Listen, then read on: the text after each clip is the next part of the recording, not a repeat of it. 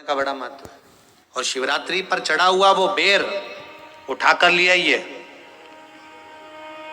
और उस बेर को उठाकर रख लीजिए। मान लो किसी को उदर से जुड़ी हुई जब तकलीफ रहती है, पेट से जुड़ी हुई तकलीफ रहती है, पेट से जुड़ी हुई कोई भी प्रॉब्लम हो, अगर पेट से जुड़ा हुआ कोई भी रोग आपको लग गया और डॉक्टर की दवाई चल रही है, सारी औषधि चल रही है, जो शिवरात्रि पर आपने बेर चढ़ाया है वो बेर अगर आपके यहाँ रखा हुआ है, वो बेर उस रोग वाले व्यक्ति को खिला दीजिए। आधे घंटे के अंदर पेट का दर्द, पेट की तकलीफ, पेट का कैसा भी रोग होगा एकदम आराम लग जाएगा। उस बेर में इतना दम, इतना प्रबलता आ जाती है। शंकर को जो शिवरात्रि के दिन बेर चढ़ाया जाता है, अकाल मौत टल जाती है। और हमारे घर में रहने वाले सदस्य की अकाल मौत ना हो, उसके लिए मात्र एक बेलपत्र की जगह एक बेर भी समर्पित कर देते हैं तो अकाल मृत्यु टल जाती है, अकाल मौत टल जाती है। और हमारे ऐसे कितने लोग हैं जो शंकर जी के मंदिर में जाकर चंदन की 3 उंगलियां शिवलिंग पर घुमाते हैं। तो ये 3 उंगली घुमाने का फल क्या है? तो आपको लगेगा भगवान शंकर को त्रिपुंड लगाना है। जब कोई पुरुष, नारी या बच्चा अगर चंदन लेकर गया है, अष्टगंध लेकर गया है, या जल चढ़ाने के बाद चंदन भी नहीं है, अष्टगंध भी नहीं है, लाल चंदन भी नहीं है, और मात्र उंगली से 3 लाइन खींचता है, उसका मतलब त्रिपुंड लगाना नहीं होता। उसका मतलब होता है कि उसने एक पार्थिव शिवलिंग का निर्माण कर पूजन कर लिया। चढ़े हुए जल को जब आप थोड़ा सा लेकर आते हो, आपको बताया था ना कि खाली लोटा नहीं लाना चाहिए, खाली कलश शंकर जी के मंदिर से वापिस नहीं लाना। शंकर भगवान को जल चढ़ाया, चढ़ाने के बाद थोड़ा सा जल हाथ में या कटोरी में या कलश में झेल लिया, भले 2 बूंद लाओ पर अपने घर पर लेकर आ। उस 2 बूंद जल का भी स्पर्श कलश के अंदर हाथ की 3 उंगलियां लगाकर अगर त्रिशूल पर टच कर कर मात्र आपने उस कलश के अंदर लगा दिया और वो जल भी आपने अपने घर पर छोड़ दिया, छीट दिया, या उसका आचमन मात्र हो गया, तो व्यक्ति का यश बढ़ना अपने आप प्रारंभ हो जाता है, उसकी यश की प्राप्ति उसको होने लगती है। समाप्त ही नहीं हो रहा है।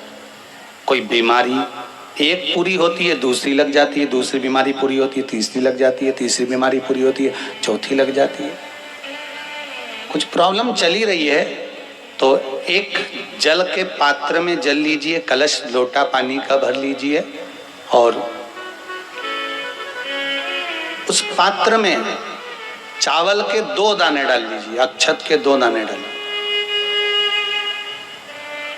घर में से लेकर जाओ, थोड़ा सा जल बेलपत्री के वृक्ष के नीचे डाल दीजिए, थोड़ा सा जल पीपल के वृक्ष के नीचे डाल दीजिए, और थोड़ा सा जल या तो आंवले का पेड़ मिल जाए या शमी का वृक्ष मिल जाए, शमी का वृक्ष मिले या आंवले का वृक्ष मिले, उसके नीचे डाल दीजिए। इस उपाय को लगातार 7 दिन तक जरूर करें। निश्चित रूप से बीमारी में आराम लगना प्रारंभ हो जाएगा, रोग बार बार नहीं सताएगा। चैनल को जरूर सब्सक्राइब करें, आगे भी देखते रहें। समस्या खड़ी हो जाए, कहीं बहुत विकट समस्या है और कोई हल ना मिल रहा, तब जिस शिव मंदिर में आप आराधना करने जाते हो, पूजन करने जाते हो, अर्चना करने जाते हो, उस शिव मंदिर के पास में कहीं बेलपत्री का वृक्ष ढूंढो और उस बेलपत्री के वृक्ष के नीचे केवल आप जाकर 1 मूंग का दाना या 1 चावल, वहीं पर जो कंकर पड़ा हो उसी कंकर को शिव मानकर आप समर्पित कर कर लोटा भर के जल समर्पित कर दो। आपको ये नहीं कि माला पकड़ के बैठना, आपको ये नहीं कि मंत्र का जाप करना, आपको ये नहीं है कि आपके मंदिर में जाकर बैठ जाओ। आपने जल चढ़ा दिया, शिव से डायरेक्ट जाकर कह दिया कि मेरी ये समस्या बड़ी विकट है, उसको निवारण आज ही होना है। आप बाबा पर छोड़ दो, 3 घंटा 2.5 घंटा लगेगा, मेरा शंकर उसको सुधारने में लग जाएगा, पक्का है वो समार। एक बात ध्यान लगाकर सुनना, जब दुख की घड़ी तुम्हारे सामने आकर खड़ी हो जाए, ऐसा लगे कि समस्या बहुत बड़ी आ गई, कुछ मत करना, बेलपत्री के पेड़ के नीचे जाकर वहां की थोड़ी सी मिट्टी उठाकर शिवलिंग बना लेना, उसी बेलपत्री के पेड़ के नीचे थोड़ा सा जल चढ़ा देना 5 बार, और 5 बेलपत्र चढ़ाकर बाबा को दिया लगाकर विनती कर कर उस शिवलिंग को केवल विसर्जन कर देना, अपनी कामना कर कर बाबा हाथ पकड़ लेगा उतनी देर में। तो निहार कितना फल है, केवल पार्थिव शिवलिंग के निर्माण का इतना फल है, केवल पार्थिव शिवलिंग का। कोई विद्वान ब्राह्मण मिल जाए उसको बिठा लो, पूजन करवा लो। कोई विद्वान ब्राह्मण मिल जाए, उससे अभिषेक करवा लो। और अगर ना मिले तो इस शरीर के द्वारा, अपने द्वारा भगवान का पूजन कर कर, भक्ति कर कर, स्मरण कर कर आनंद के लिए जा रहे हो, शंकर का एक उपाय कर कर चले जाओ। बहुत डाल दिए, जाओ शंकर का नाम लेकर, श्री शिवाय नमस्तुभ्यं। शिवरात्रि के दिन रात्रि को 12 बजे शंकर भगवान पर एक धतूरा चढ़ा दो। आधे घंटे तक धतूरा चढ़े रहने दो और आप श्री शिवाय नमस्तुभ्यं का जाप करो। जिस शंकर जी पे धतूरा चढ़ा है उस मंदिर के बाहर बैठकर कौन सा मंत्र जपना है? श्री शिवाय नमस्तुभ्यं। श्री शिवाय नमस्तुभ्यं का स्मरण करिए।